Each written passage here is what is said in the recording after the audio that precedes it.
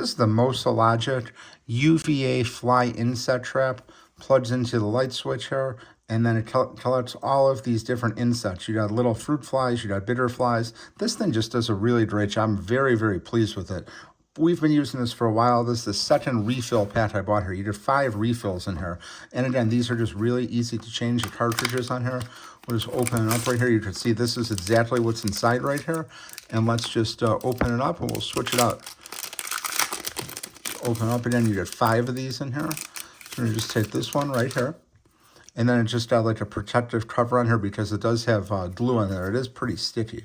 So first we're going to take this one off. It just comes right out of here. We're just going to discard that.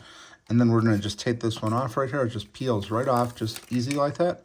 And then it has the arrows to show you which way it goes. So that goes up and just slides in here like that. So now it's ready to put back onto the electrical outlet here and start catching some new flies. But I'm very pleased with this. Just does a really nice job. This is one of the old cards here. You can see it definitely catches a lot of flies, little fruit flies and things like that. And we have this in our kitchen by like some produce that we have on the counter. It just does a really great job of catching a lot of different insects. So definitely want to check it out. Again, this is the 5 pack of the refills.